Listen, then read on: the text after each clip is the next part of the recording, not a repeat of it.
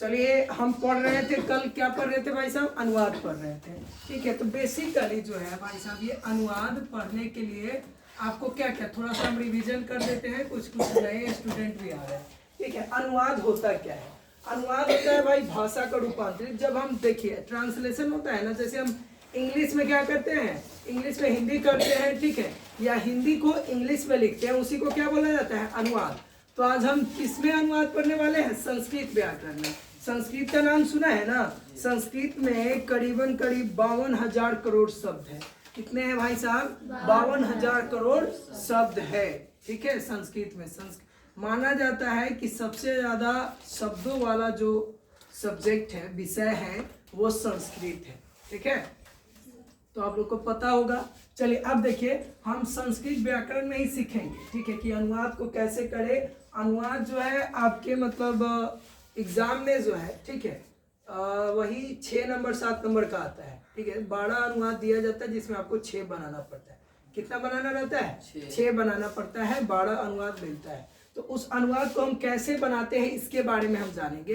तो देखिए अनुवाद पढ़ने के लिए सबसे पहले आपको क्या क्या पढ़ना पड़ेगा ये जान लीजिए। अनुवाद पढ़ने के लिए सबसे पहले आपको पढ़ना पड़ेगा पुरुष। सबसे पहले क्या पढ़ना पड़ेगा? पुरुष। एकदम बेसिक से है मेरे भाई, संस्कृत व्याकरण का ये बेसिक से है। संस्कृत व्याकरण का बेसिक से आपका क्लास चल रहा है। 0 जिसको कुछ नहीं आता है ना, वहां से वो भी अब यहाँ से सीख सकता है। ठीक है, जिसको कुछ नहीं आता है तो पुरुष पढ़ेंगे। उसके बाद में हम क्या पढ़ेंगे? वचन पढ़ेंगे। ठीक है, वचन पढ़ेंगे। ठीक है, इसमें संज्ञा सर्वनाम भी पढ़ेंगे। क्या पढ़ेंगे? संज्ञा सर्वनाम। संज्ञा और सर्वनाम क्यों पढ़ेंगे? संज्ञा और सर्वनाम क्यों पढ़ेंगे भाई साहब? देखिए ये कर्ता के रूप में यूज होते हैं। संज्ञा और सर्वनाम क्या होते हैं? कर्ता के रूप में यूज होते हैं। जैसे मैं खाता हूँ, मैं खाता हूँ, वह घर जाता है। ठीक है, वह घर जाता है। वह क्या है? वह क्या है? वह क्या है आपका? सर्वनाम है। मैं क्या है? सर्वनाम है। ठीक है, उसके बाद में राम क्या है? संज्ञा है। ठीक है, राम क्या है? संज्ञा। कुत्ता, ठीक है, संज्ञा है। हाथी संज्ञा है। मतलब जितने भी आपके नाम है दुनिया में, आपके अखियन के सामने जितना भी सामान नजर आता है, वस्तु नजर आता है और उसका नाम है, ठीक है, वो सभी क्या है? संज्ञा है। वो सभी क्या है भाई साहब? संज्ञा है। तो इस बात को भी ध्यान में रखना है। ठीक है, और बहुत सारे चीज हैं जो संज्ञा है। जैसे हम किसी चीज को देख भी नहीं सकते, वो भी संज्ञा है। ठीक है, जैसे अच्छाई बुराई दिखता है क्या? किसी के चेहरे देख से पता चल जाएगा कि हाँ वो अच्छा है बुरा है? नहीं ना पता चलेगा। तो वो भाववाचक, उसके भाव को प्रकट करेंगे। जब हम भाव को फील करेंगे तब हमें पता चलेगा कि हाँ भाई ये अच्छा है बुरा है। ठीक, तो वो सब भी क्या है? संज्ञा है। ठीक, उसके बाद में कोई जाति हो गया, जैसे लड़का लड़की, ये सब भी। ठीक है, जानवर, कुत्ता बिल्ली, ये सब जातिवाचक संज्ञा में आ जाते हैं। जब किसी का हम पर्सनल नाम रख देते हैं तो व्यक्तिवाचक संज्ञा में। थोड़ा सा हम इंट्रोड्यूस करा दे रहे हैं संज्ञा के बारे में, आप लोग नहीं पढ़े हैं तो। ठीक है, उसके बाद में आपका क्या है? मटेरियल नाउन, जो मतलब जिसको माप तौल कर सकते हैं, मतलब तौल सकते हैं। ठीक है, वेट कर सकते हैं जिसका, उसी को हम क्या कहते हैं? मटेरियल नाउन कहते हैं। ठीक है, कोई दिक्कत नहीं ना। जैसे आपका क्या हो जाएगा? मटेरियल नाउन में हो जाएगा आपका वही बहुत सारे चीज हो जाएंगे। नाप तोल के जितने भी हैं वो सभी वस्तुएं आ जाएंगे मटेरियल नाउन्स में। ठीक है, कोई दिक्कत नहीं है। तो जैसे पानी हो गया, पानी 1 लीटर 2 लीटर। तेल को मापते हैं कि नहीं? तेल को भी मापते हैं। ठीक है, चावल गेहूँ ये सब मापने वाली चीज है ना, तो ये मटेरियल्स नाउन में आ जाएंगे। ठीक है, द्रव्यवाचक संज्ञा। ठीक है, संज्ञा कितने प्रकार की होती है? संज्ञा 5। जातिवाचक, व्यक्तिवाचक, ठीक है, एगो कौन है?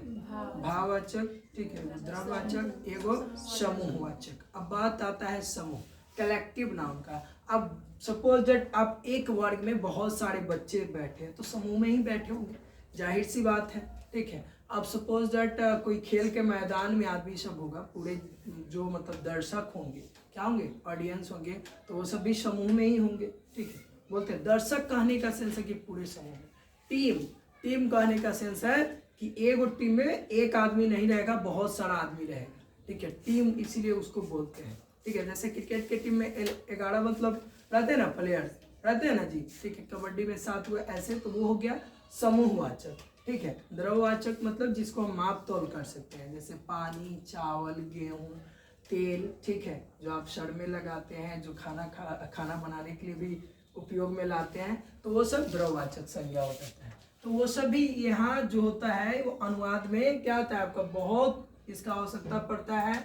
ये कर्ता के रूप में कार्य करता है, ठीक है, कर्ता के रूप में कार्य करता है कि नहीं जी, एकदम करता है। जैसे 2 किलो चावल लाओ, ठीक है, क्या करो, 2 किलो चावल लाओ, ठीक है।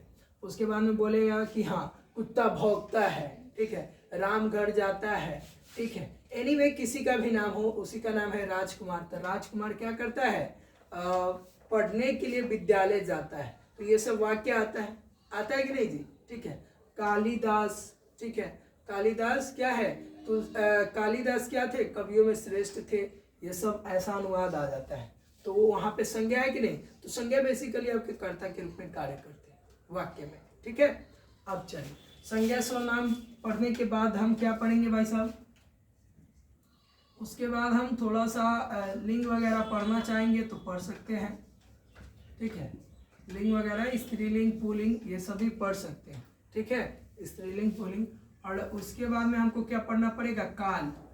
काल जानते हैं ना जी, लकार, ठीक है, बोले तो लकार, ठीक है, लट लकार, लुट लकार। लकार कितने प्रकार के संस्कृत में 10 प्रकार के होते हैं, लेकिन हमें मुख्य रूप से 5 को पढ़ना पड़ता है।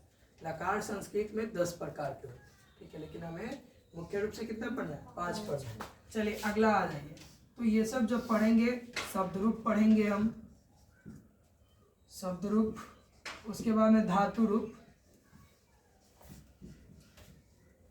धातु रूप। धातु रूप मतलब जो क्रिया का मतलब जो होगा ना, पर उसके मतलब रूप को हम पढ़ेंगे, ठीक है।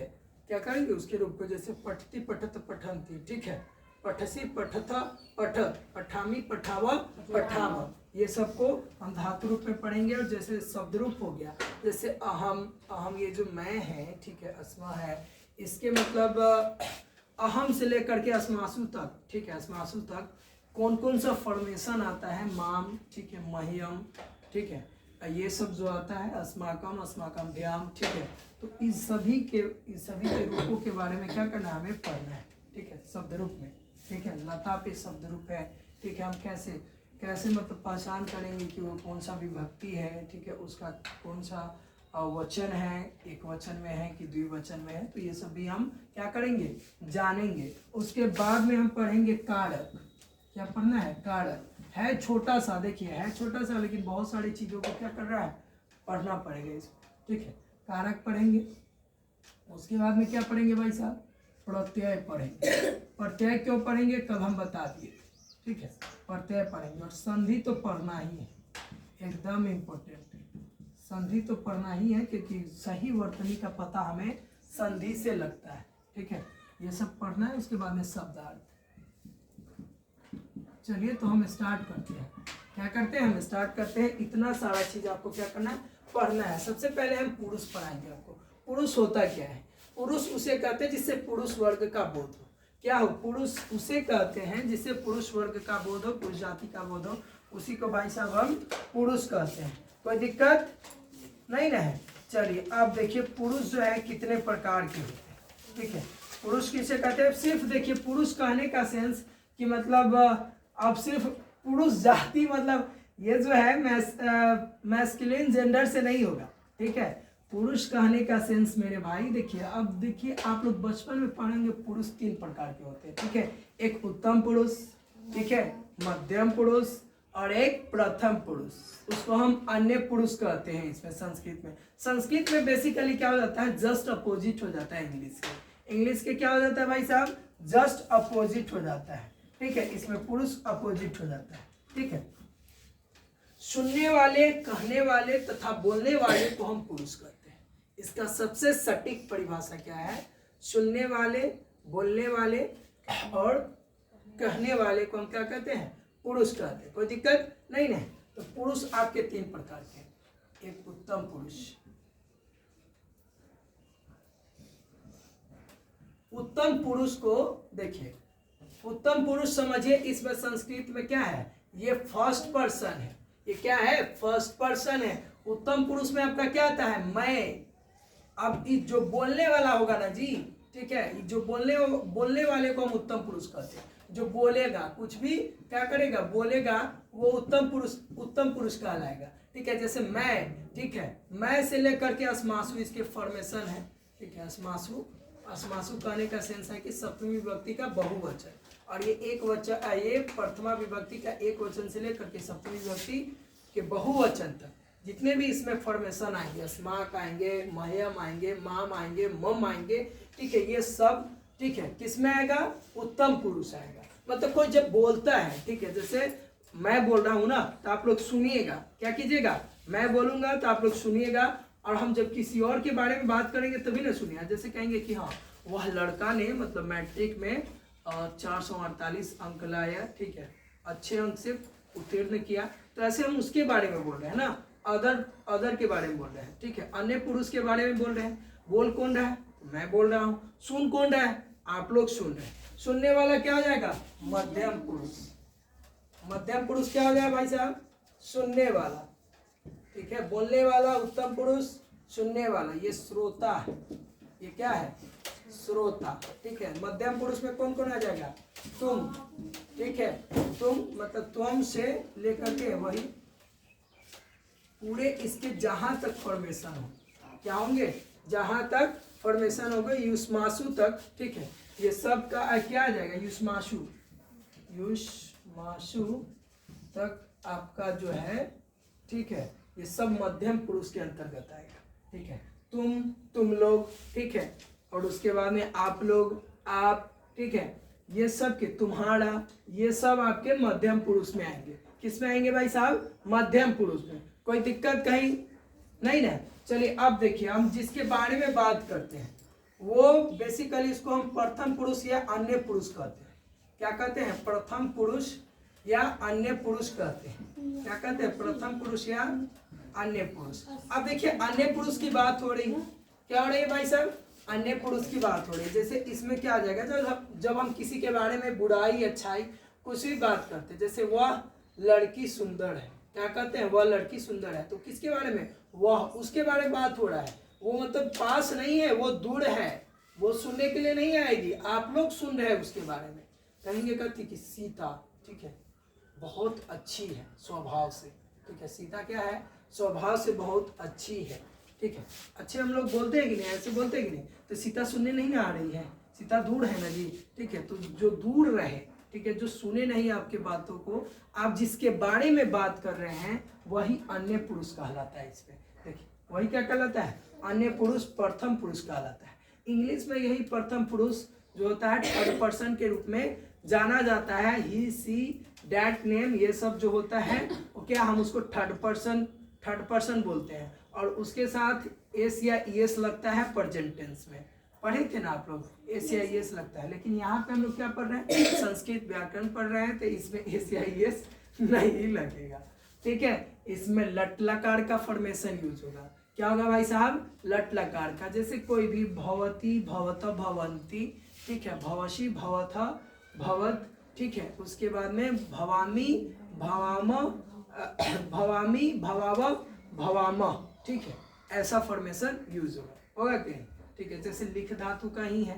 ठीक है, क्या करेंगे, वो भू धातु का होता है, उसका मूल धातु क्या होता है, भौतिक का, भू मतलब होना। ठीक है, अब हम लिख धातु का, लिखती, लिखत, लिखंती, ठीक है, लिखसी, लिखता, लिखत, लिखामी, लिखाव, लिखाम, ठीक है, ऐसा बोलते हैं ना जी। तो ये जो है आपका लट लकार का फॉर्मेशन है। क्या है, लट लकार, मतलब सरल वाक्य के लिए, वर्तमान काल के वाक्य के लिए हम लट लकार का फॉर्मेशन यूज करते हैं। कोई दिक्कत नहीं ना।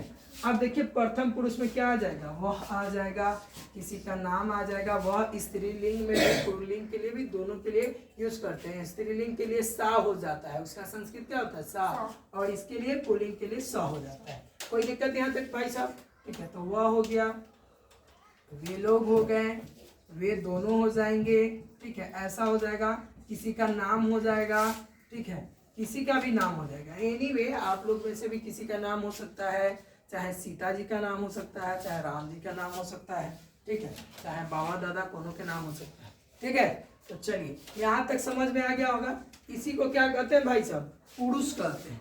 क्या कहते हैं, इसी को हम पुरुष कहते हैं। कोई दिक्कत नहीं ना है। चलिए, तो ये पुरुष आपका जो है, ठीक है, ये आपका, इसमें अन्य पुरुष में बहुत सारी चीज, मतलब पशु पक्षी ये सब हम जब हम नाम बोल दिए ना तो ये सब आ जाएंगे। पशु पक्षी का नाम, ठीक है, जानवर, आदमी, किसी का भी नाम, ठीक है, एनीवे ये सब इसमें आ जाएंगे। ठीक है, समझ गए? चलिए, तो यहाँ तक समझ में आ गया होगा। ठीक है, तो यहाँ तक इसको नोट करना चाहेंगे तो नोट कीजिए, नहीं तो फिर हम आगे बढ़ रहे हैं। ठीक है, चलो अब देखो अगला आपका पॉइंट क्या है भाई साहब? वचन। वचन किसे कहते हैं? वचन किसे? Very good. नंबर, आप लोग इंग्लिश ग्रामर में, ठीक है, इंग्लिश ग्रामर में क्या पढ़े होंगे? नंबर पढ़े होंगे। ठीक है, बच्चे लोग को पढ़ाया जाता है नंबर। तो उसी नंबर को हम आज संस्कृत में भी पढ़ने वाले हैं, जिसे हम वचन के नाम के रूप में जानते हैं। वचन किसे कहते हैं? जिसे संख्या का बोध हो भाई साहब। अब संख्या का बोध हो, संख्या जानते हैं ना, 1 गो 2 गो 3 गो 4 गो 5 गो 6 गो 7 गो 8 गो 9 गो 10 गो अनंत तक।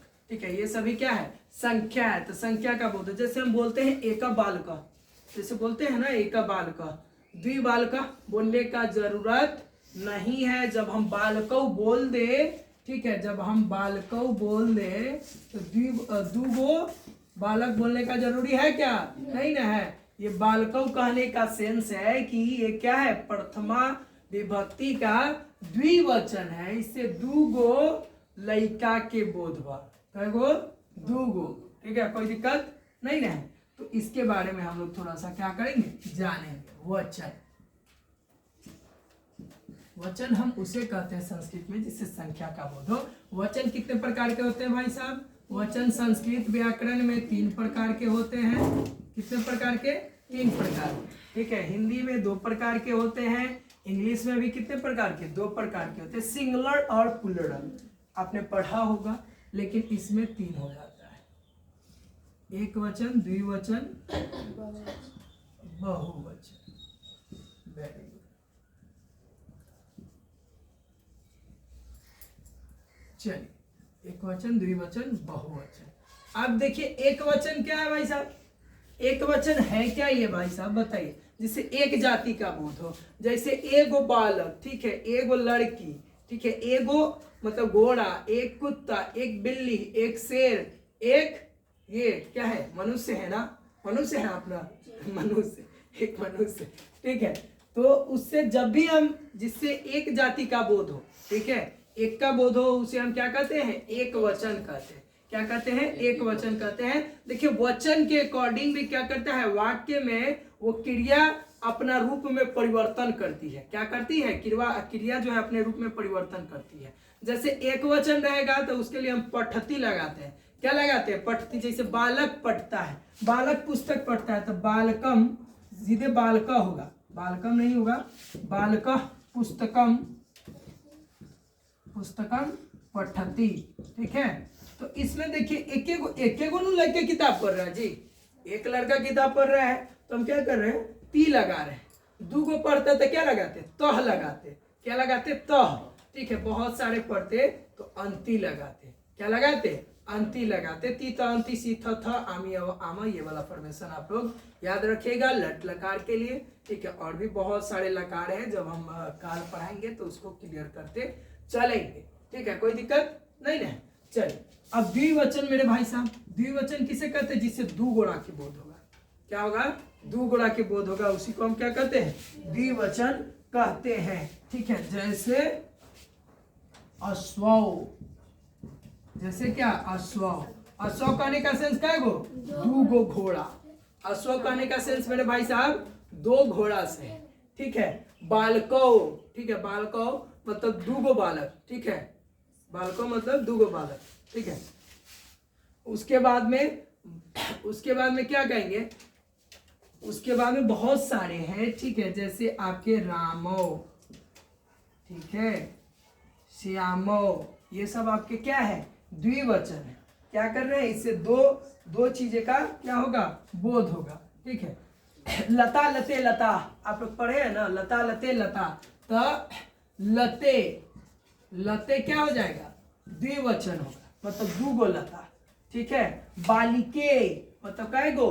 2 गो लड़की, दूगो लड़की, तो द्विवचन समझ गया ना जी, इसमें कोई दिक्कत नहीं ना। चलिए, तो द्विवचन कहने का सेंस है कि दू गोड़ा की बोध, अगर जैसे दूगो भाई है तो भ्रातो, क्या हो जाएगा भ्रातो, कोई दिक्कत नहीं ना। भ्राता भ्रातो भ्राता, ठीक है, बहुत सारे भाई रहेंगे तब लगाएंगे भ्राता। तब आप आ जाइए बहुत सारे वाले में, जिसे हम बहुवचन कहते हैं। बहुवचन कहने का सेंस जिससे बहुत सारे, ठीक है, दो से अधिक संख्या का बोध हो, उसे हम बहुवचन कहते हैं। इसमें जैसे बालका, बालका कहने का सेंस क्या है भाई साहब, बहुत सारे बच्चे, ठीक है। कुकड़ा मतलब बहुत सारे कुत्ते, कुकड़ा बोलेंगे तो एगो कुत्ता, कुकड़ा बोलेंगे तो दूगो कुत्ता, आ कुकड़ा बोलेंगे तो इनमें के सब कुत्ता, सब कुत्ता है का है नहीं ना। चलिए, तो ये क्या हो जाएगा, कुकड़ा, ये बहुवचन हो जाएंगे, क्या हो जाएंगे भाई साहब, बहुवचन। अश्वा, अश्वा मतलब बहुत सारे घोड़े, ठीक है, क्या हो जाएंगे बहुत सारे घोड़े। भ्राता, भ्राता, भ्राता मतलब एगो भाई, भ्रातो मतलब दूगो भाई, भ्राता मतलब बहुत सारे भाई। तो वचन भी आप लोग हमारे अंदाज से पूरा समझ गए होंगे, इसमें कोई दिक्कत नहीं ना है। फलानी, ठीक है, फलानी कहने का सेंस क्या है भाई साहब, फलम फले फलानी, ठीक है, बहुत सारे फल, ठीक है, कोई दिक्कत। लता लते लता, ठीक है, ऐसे, ठीक है। तो ये सारी चीज आप लोग समझ गए, ठीक है। अब हम थोड़ी सी बात कर लेते हैं लिंग की। सबसे पहले लिंग पढ़ लेंगे, उसके बाद संज्ञा सर्वनाम पढ़ेंगे। लिंग की बात कर लेते हैं। लिंग के बारे में भी बहुत ज्यादा पढ़ना है, थोड़ा सा इसमें डिफिकल्ट हो जाता है लिंग निर्णय करने में। संस्कृत व्याकरण में लिंग निर्णय करना इतना आसान नहीं होता है। क्या नहीं होता है भाई साहब, ये सबको नोट करते चल रहे हैं। वचन किसे कहते हैं, कितने प्रकार के होते हैं, क्या को होता है, नोट कर रहे हैं ना, इसको नोट करते चलिए, नहीं तो फिर बाद में आवा दीजिएगा, ठीक है। सब मिटा दिए। हाँ, आप नोट क्यों नहीं कर रहे थे, आगे भी तो पढ़ाना ना, दोनों काम चलते रहे, ठीक है। जब हम रुके, बोलते हुए रुक जाए तो आप क्या कीजिएगा, आप फटाफट उसको नोट डाउन कर लीजिएगा। थोड़ी सी इसमें कॉलिन मार कर लाइए, अच्छा रहने दीजिए एक साइड में जब तक हम पढ़ा लें, ठीक है। आप देखिए संस्कृत में जो होता है भाई साहब, ठीक है, उसमें थोड़ा सा लिंग निर्णय करना बहुत ज्यादा टफ हो जाता है, ठीक है। अब देखिए लिंग, लिंग किसे कहते हैं भाई साहब, जिससे स्त्री और पुरुष जाति का बोध हो तथा अन्य जाति का, देखिए उन लोगों की भी कुछ महानता दीजिए। वो जो नपुंसक लिंग है उन लोगों की भी कुछ महानता दीजिए। देखिए महाभारत देखे हैं, ये कोई किन्नर जो है पद्धति आज से नहीं है, महाभारत काल से है। वही शिखंडी के वजह से, उसका नाम क्या था, शिखंडी। वो क्या थी, एक किन्नर थी, मतलब वो न नर थी न मादा थी, क्या थी, किन्नर थी। वो जब आती है उसका उपयोग किया जाता है महाभारत में। क्या किया जाता है, उसका उपयोग किया जाता है। भीष्म पितामह नहीं मरते, भीष्म पितामह को जो उतना बाण लगा था वो बाण नहीं लगता, वो बाण लगने के बाद, सैकड़ों बाण लगने के बाद भी वो जीवित थे। वो शिखंडी, देखिए शिखंडी नहीं आती, शिखंडी के आड़ में अर्जुन क्या किया है, युद्ध किया है शिखंडी के आड़ में, क्योंकि शिखंडी जो थी वो न नर थी न मादा थी, जिसकी वजह से भीष्म पितामह अपना बाण नहीं चला रहे थे उस पर। और वही शिखंडी के पीछे उसके आड़ में छिप करके अर्जुन दनादन इस पे चला रहा था बाण, भीष्म पितामह पर। और ये शिखंडी वाला जो राय होता है वो कौन देते हैं, भगवान श्री कृष्ण देते हैं। भगवान श्री कृष्ण में भी बहुत छली आदमी थे, ठीक है। सबसे बड़ा दुनिया में कोई छली इंसान था तो वो थे भगवान श्री कृष्ण।